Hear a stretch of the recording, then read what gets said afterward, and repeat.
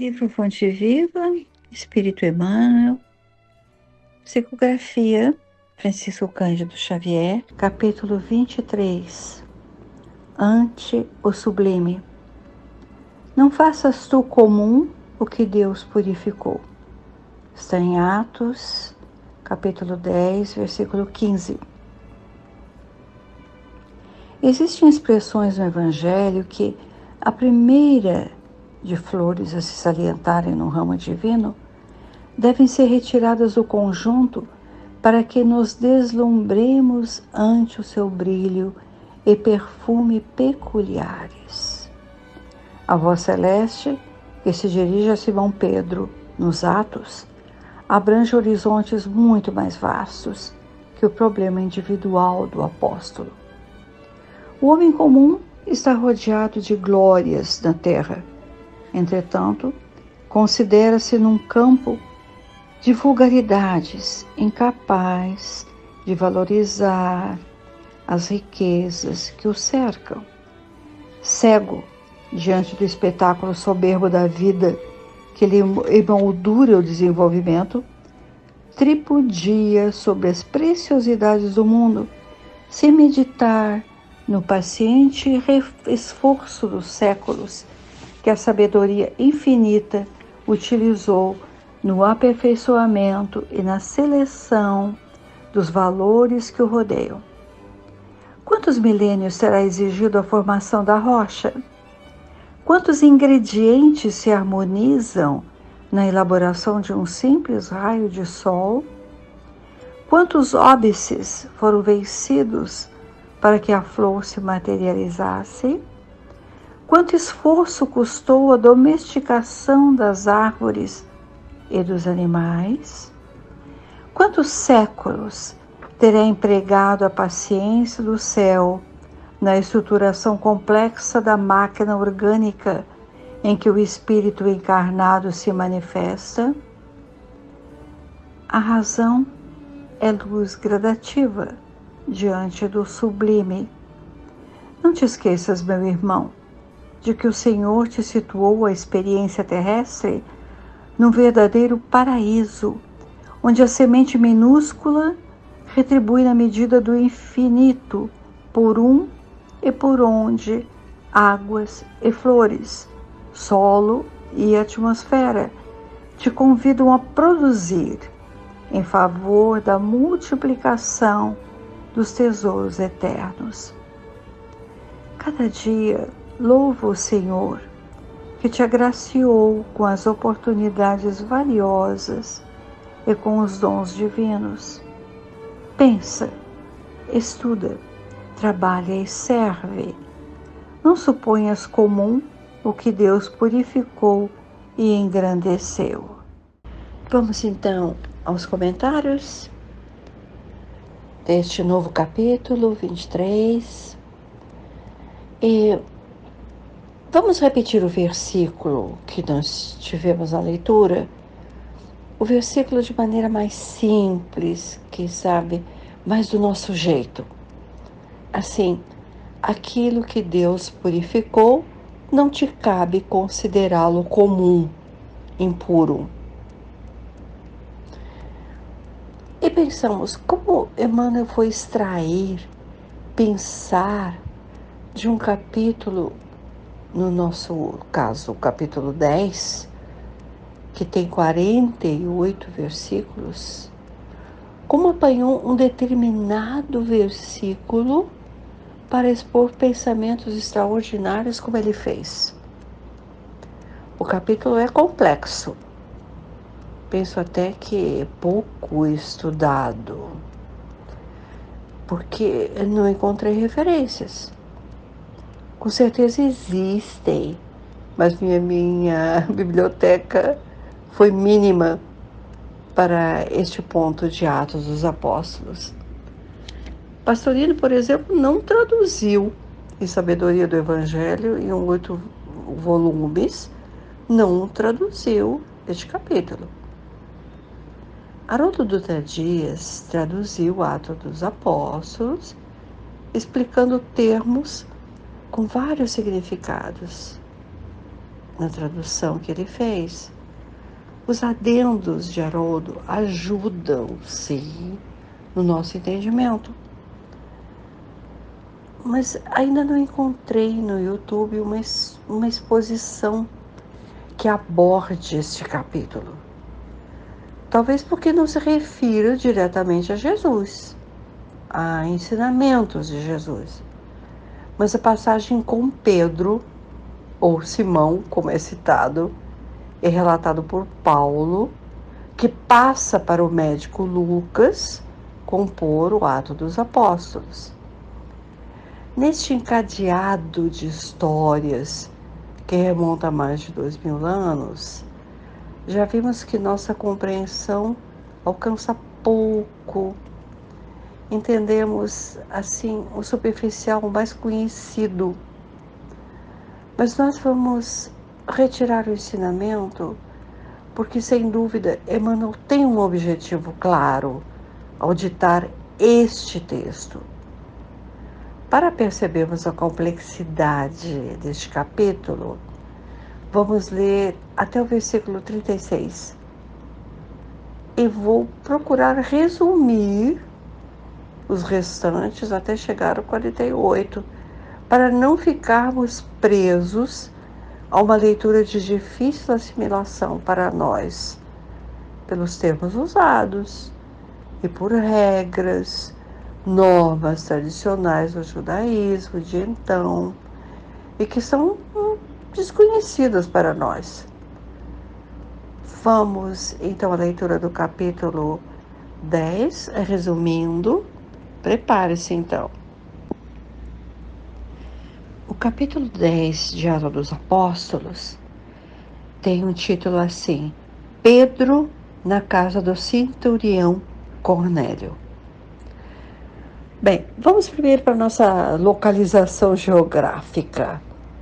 Estavam em Cesareia, às margens do Mediterrâneo, que era chamada também Cesareia Marítima, para fazer diferença daquela Cesareia lá do lado do lago. Bem, essa Cesareia Marítima, então, ficava na costa oeste da Palestina. E Jope, a cidade a que se refere Lucas, estava próxima a Cesareia Marítima. E nós já falamos em Jope, quando estudamos como Saulo encontrou Abigail. Vamos ter um pedacinho de Paulo e Estevão, o livro, quando Saulo conta a um amigo que se namorara de uma jovem da sua raça, que aliava os dotes de peregrina beleza aos mais elevados tesouros do coração. Seu culto ao lar constituía um dos mais santificados atributos femininos. Isso enquanto não encontra, Abigail não encontra o irmão, né, sendo sacrificado. Bem, só uma lembrança. Então, do versículo 37 de Atos e diante, Pedro fala a Cornélio, aos familiares dele, sobre Jesus, a crucificação, a ressurreição. E enquanto Pedro falava, o Espírito Santo, nós já lembramos porque se refere Espírito Santo, né? O Santo Espírito.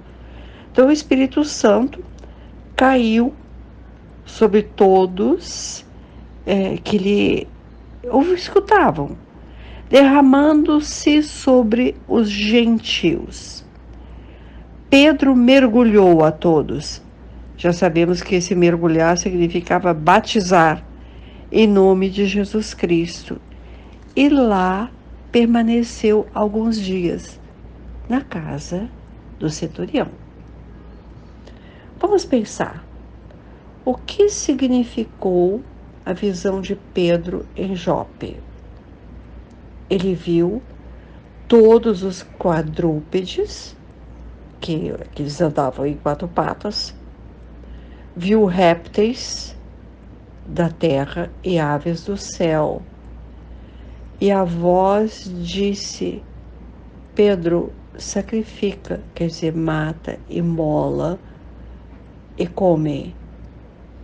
Tudo isso Pedro vê enquanto fala na casa de Cornélio.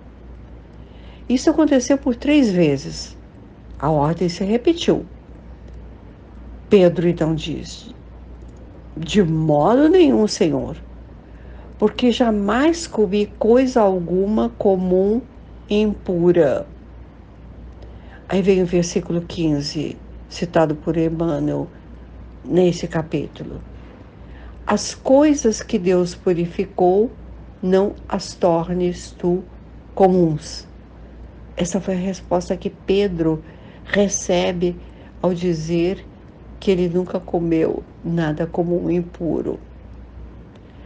As coisas que Deus purificou, não as tornes tu comuns.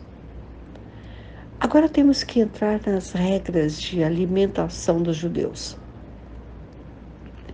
Exigências relativas ao ato de se alimentar. Era o ritual de purificação. Se as mãos não fossem lavadas, os objetos estariam contaminados. Objetos, os alimentos, quer dizer não santificados, não reservados, não separados para Deus e para o culto. Não santificados, vamos repetir. Se passarem pela santificação ou pureza virtual, os alimentos estavam impuros. Depois do ritual, os alimentos podiam ser comidos. A Torá exigia pureza ritual do sacerdote antes do oferecimento, até quando o sacerdote fazia dos sacrifícios colocados pela lei.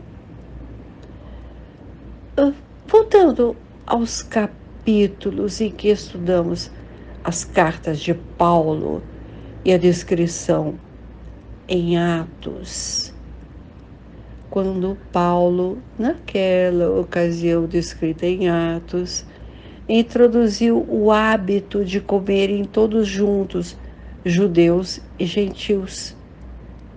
Por que isso foi importante? Porque o judeu ficava impuro ao alimentar-se ao lado do gentil. E Paulo incentivava a confraternização, a comunhão, em que cada um trazia um alimento para a grande mesa, onde todos se reuniam. E agora? O que toda essa história tem a ver com Cornélio, o centurião romano em Cesareia, um piedoso e temente a Deus, um gentil piedoso e temente a Deus? Pedro, como judeu, diz a Cornélio que era ilegal um varão judeu aproximar-se de um estrangeiro, principalmente ir até a casa dele. Mas, aproximando-se de Cornélio, ele permanece dias na casa do gentil. Em Jope, o anjo mostra a faixa, era uma faixa de linho, com os animais, e diz que Deus a tudo purificou e que ele, Pedro, não poderia tornar as coisas comuns impuras. Agora, atendendo ao chamado de Cornélio, agora é real, não em sonho, não em êxtase, como viu Pedro. Pedro compreende a visão e diz na casa de Cornélio: Deus me mostrou que não se deve declarar nenhum homem comum ou impuro. Por isso vim sem objeção. Podemos resumir tudo o que falamos? Todos, de qualquer classe social ou origem, somos criaturas de Deus, por isso santificadas, puras, Viemos dele e ele não criou o mal, o impuro. Nós é que não compreendemos e criamos preconceitos. Emmanuel, no capítulo 23 de Fonte Viva, que estamos estudando, escreve que essa expressão no versículo de Atos é uma flor a se salientar num ramo divino. Por isso ele, Emmanuel, retirou o versículo do conjunto de versículos, para que nos deslumbremos ante o seu brilho e perfume peculiares. Assim ele diz: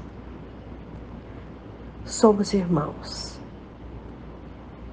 Tudo que Deus criou e que não entendemos ainda que são coisas e criação santificada. Esse entendimento de que somos irmãos abre horizontes para Pedro, da casa de Cornélio. Abre também para nós, para nossos preconceitos, nosso sentido de separatividade, segregação. Observamos os hábitos, as tradições da cultura judaica e até desconsideramos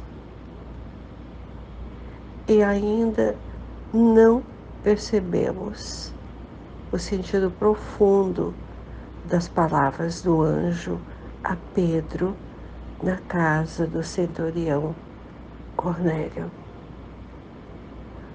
Continuemos, pois, a nos sentirmos irmãos e a termos respeito pela criação divina.